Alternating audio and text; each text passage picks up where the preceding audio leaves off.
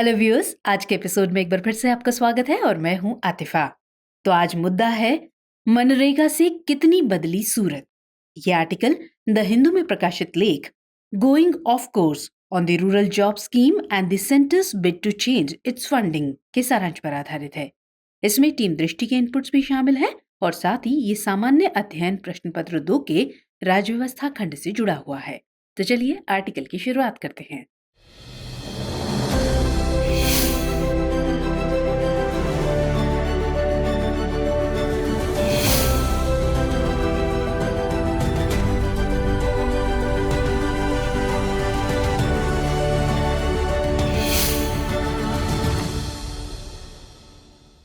कोई राष्ट्र कितना विकसित है, इस बात का अनुमान वहां की सामाजिक व आर्थिक स्थिति से लगाया जा सकता है और किसी देश की सामाजिक एवं आर्थिक स्थिति का निर्धारण वहां की जनसंख्या के खान पान, रहन सहन व शिक्षा के स्तर जैसे अन्य कारकों से किया जाता है। देखा जाए तो वर्तमान में कल्याणकारी राज्य की अवधारणा प्रचलित है। दरअसल कल्याणकारी राज्य से अभिप्राय एक ऐसे राज्य से है जहां अंतिम व्यक्ति तक सुविधाओं का लाभ पहुंच सके तथा उनकी जीवन शैली का विकास हो सके। ये व्यवस्था व्यक्ति केंद्रित न होकर समाज केंद्रित होती है और इसके तहत ऐसी योजना का निर्माण किया जाता है जिससे समाज के एक बड़े तबके का ज्यादा से ज्यादा विकास किया जा सके। अगर अर्थव्यवस्था की बात करें तो हम देखते हैं कि अर्थव्यवस्था में सेवा क्षेत्र का योगदान सबसे ज्यादा है, जो कि लगभग 50% है, जबकि इसमें कुल 30% कार्यबल ही कार्यरत है। वहीं अर्थव्यवस्था में कृषि क्षेत्र का कुल 44% कार्यबल संलग्न है, जबकि जीडीपी में इसका योगदान लगभग 17% ही है। जैसा कि हम सभी जानते हैं कि भारत की लगभग 68% जनसंख्या ग्रामीण क्षेत्रों में निवास करती है और इतनी बड़ी जनसंख्या होने के बावजूद भी अर्थव्यवस्था में इनका योगदान पर्याप्त नहीं है।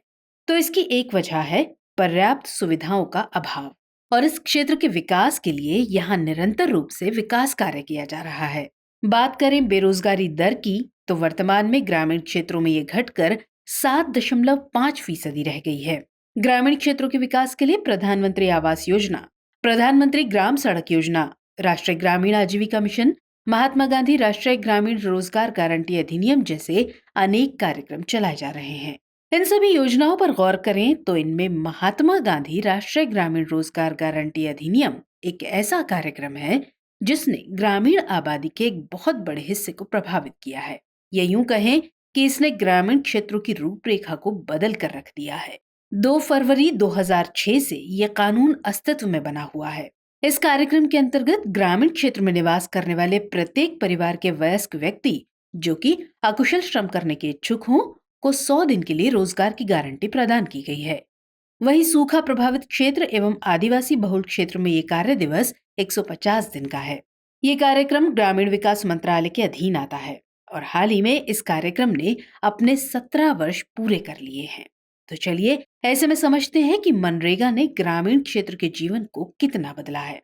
चलिए सबसे पहले जानते हैं कि इतने व्यापक बड़े स्तर पर संचालित होने वाला कार्यक्रम आखिरकार कितना सफल साबित हुआ है। तो वर्ष 2022-23 के आंकड़ों के मुताबिक वर्तमान में कुल 14.4 करोड़ सक्रिय कामगार हैं। कुल 3.32 करोड़ परिवारों को अब तक रोजगार प्राप्त हुआ है। वहीं कुल 7.39 करोड़ की संपत्ति अर्थात एसेट्स का सृजन हुआ है तथा कुल 75.84 करोड़ उत्पादित व्यक्ति दिवस हैं। मनरेगा कार्यक्रम का सबसे अधिक सकारात्मक प्रभाव महिलाओं के जीवन पर पड़ा है। हालांकि मनरेगा के तहत शुरुआत में ही 33% महिलाओं को रोजगार प्रदान करना अनिवार्य कर दिया गया था। इसके साथ ही इसमें विकलांग एवं एकल महिलाओं को भी शामिल किया गया है। कार्यक्रम में कार्यस्थल पर महिलाओं को पुरुषों के समान ही वेतन दिया जाता है। परिणाम स्वरूप महिलाएं घर से निकलकर अन्य कार्यों में भी संलग्न हो रही हैं।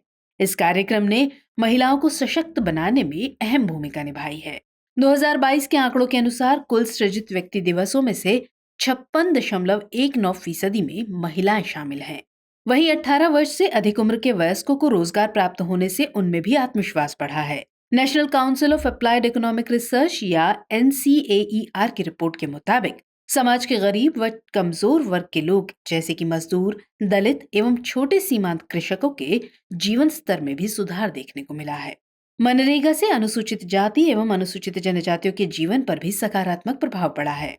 2022 के आंकड़ों के अनुसार कुल सृजित व्यक्ति दिवसों में अनुसूचित जाति की भागीदारी 19.75%, जबकि अनुसूचित जनजाति की भागीदारी 17.47% है। गौरतलब है कि 2015 में विश्व बैंक ने भी मनरेगा को सबसे बड़े लोक कल्याणकारी कार्यक्रम की मान्यता दी थी। इसके अलावा कोविड के दौरान भी मनरेगा ने बहुत ही अच्छा प्रदर्शन किया। दरअसल महामारी के दौरान जब लोग शहरों से वापस ग्रामीण क्षेत्रों में पलायन कर रहे थे, तब लोगों को रोजगार की बहुत अधिक आवश्यकता थी। तो ऐसे में मनरेगा ने लाखों लोगों को रोजगार प्रदान किया। आंकड़ों के मुताबिक कोविड के दौरान मनरेगा से लगभग 13.62 करोड़ परिवार लाभान्वित हुए हैं। देखा जाए तो मनरेगा ने वित्तीय समावेशन को भी बढ़ावा दिया है। सरकार द्वारा मनरेगा का भुगतान बैंक खातों या डाकघरों के माध्यम से किया जाता है और इसके लिए प्रत्येक व्यक्ति का बैंक में खाता होना अनिवार्य है। इससे पारदर्शिता को भी बढ़ावा मिला है। मनरेगा के कारण ग्रामीण क्षेत्रों से शहरी क्षेत्रों में पलायन भी कम हुआ है, क्योंकि अब उन्हें ग्रामीण क्षेत्रों में ही रोजगार के अवसर प्राप्त हो रहे हैं। इसके अलावा देखा जाए तो इतने कम वर्षों में इस कार्यक्रम ने निश्चित रूप से ही एक वृहद स्तर पर उपलब्धि प्राप्त की है। तो आगे बढ़ने से पहले इन तमाम उपलब्धियों पर चर्चा करते हैं।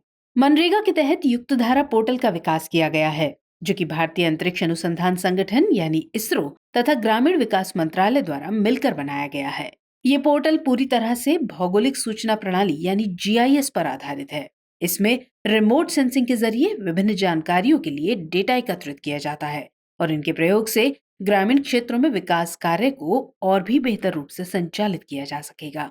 इसके साथ ही मनरेगा के तहत किए जाने वाले कार्यों का अनुमान तैयार करने के लिए सिक्योर नामक एक ऑनलाइन एप्लीकेशन भी तैयार किया गया है और दिसंबर 2022 से कई जिलों में लागू कर दिया गया है। इस एप्लीकेशन को प्रशासनिक स्वीकृति भी प्राप्त है। इसके अलावा मनरेगा में उन्नति नामक परियोजना की शुरुआत की गई है, जिसका मकसद श्रमिकों को उचित कौशल प्रदान करना है, जिससे उन्हें रोजगार के नए अवसर प्राप्त हो सके। परियोजना की शुरुआत 2019-20 में हुई थी और इसके तहत दिसंबर 2022 तक लगभग 28,000 लोगों को प्रशिक्षित किया जा चुका है।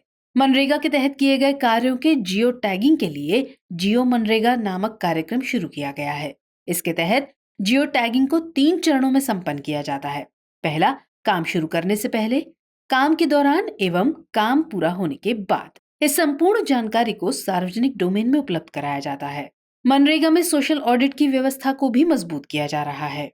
आंकड़ों के मुताबिक वित्तीय वर्ष 2022-23 में 2,70,325 ग्राम पंचायतों में से 2,06,114 ग्राम पंचायतों को सोशल ऑडिट के लिए नियोजित किया गया है। मनरेगा कार्यक्रम के अंतर्गत सरकार द्वारा कई नई पहलों की भी शुरुआत की गई है।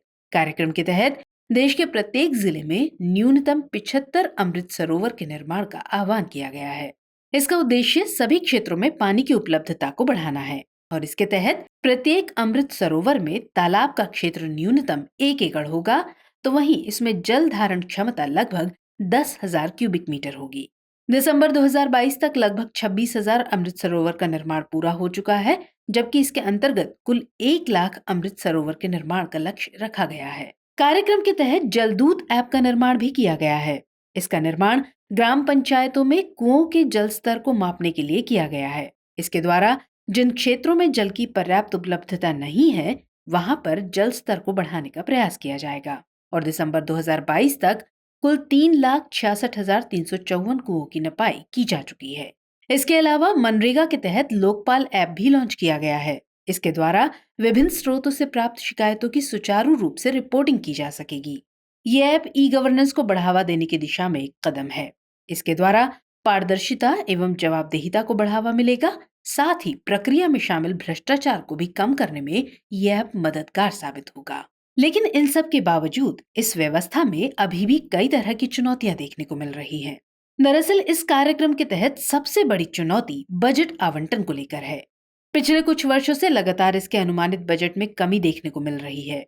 वर्ष 2023-24 की बात करें तो इस वर्ष सरकार द्वारा मनरेगा के लिए कुल अनुमानित बजट 60,000 करोड़ रुपए निर्धारित किया गया था।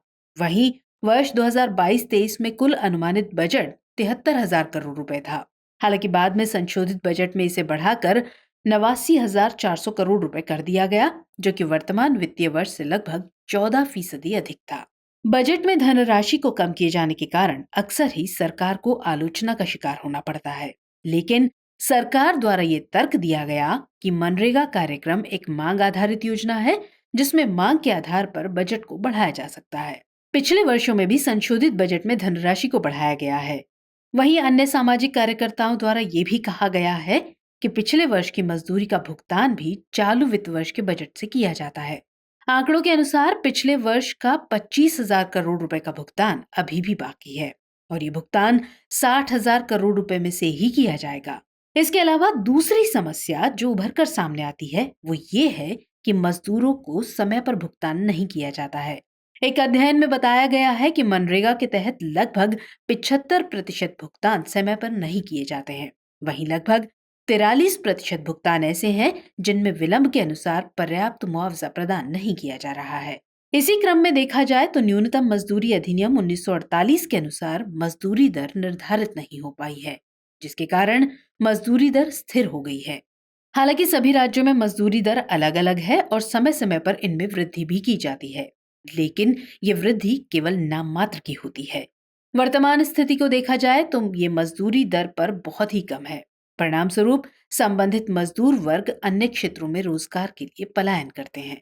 अब बात करें कार्य दिवस की, तो मनरेगा में 100 दिन के रोजगार की गारंटी दी गई है, जबकि वर्ष 2022-23 में औसतन 42 दिन का ही रोजगार मिल पाया।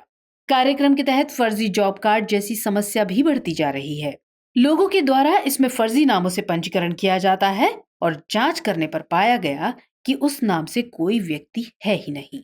इसके साथ ही जॉब कार्ड में प्रविष्टियां करने में भी प्राय देरी देखने को मिलती है और इससे भी पारदर्शिता सुनिश्चित नहीं हो पाती। आइए बात करते हैं आगे की राह पर। तो इसमें कोई दो राय नहीं है कि मनरेगा से लाखों परिवार लाभान्वित हुए हैं और इसके साथ ही उनकी जीवन शैली में भी सुधार हुआ है। लेकिन बावजूद इसके तमाम तरह की विसंगतियां इसमें विद्यमान हैं। बजट का संकट हमेशा ही देखने को मिलता है और इसके लिए सरकार को पिछले वर्ष एवं इस वर्ष के भुगतान को ध्यान में रखकर बजट का निर्धारण करना चाहिए। इसके साथ ही कोशिश की जानी चाहिए कि संबंधित वर्ष में ही श्रमिकों का समय से भुगतान किया जाए, जिससे पिछले वर्ष के मुआवजे का भार वर्तमान वित्तीय वर्ष पर ना पड़े। इसके साथ ही जॉब कार्ड में फर्जीवाड़े को रोकने के लिए भी उचित कदम उठाए जाने की जरूरत है। मनरेगा के तहत रोजगार की गारंटी के निर्धारित 100 दिनों में प्राय कमी देखने को मिल रही है और वर्तमान में ये कार्य दिवस औसतन 45 दिन ही रह गया है, जिसके कारण श्रमिकों को पर्याप्त रोजगार नहीं मिल पा रहा है और श्रमिक विवश होकर रोजगार की तलाश में शहरी क्षेत्रों की तरफ पलायन कर रहे हैं। तो सरकार द्वारा इसके लिए भी ठोस कदम उठाने की जरूरत है और कार्यक्रम के बेहतर क्रियान्वयन से ही इस कार्यक्रम का वास्तविक लक्ष्य प्राप्त किया जा सकता है तथा इस कार्यक्रम के द्वारा ग्रामीण भारत की तस्वीर को एक नया आधार प्रदान किया जा सकता है। तो चलिए अब वक्त हो चला है आज के अभ्यास प्रश्न का। नोट करते हैं, मनरेगा के बेहतर क्रियान्वयन में आ रही चुनौतियों का उल्लेख कीजिए। तो आज के एपिसोड में इतना ही। मिलेंगे अगले कार्यक्रम में किसी और खास विषय के साथ। तब तक के लिए जय हिंद।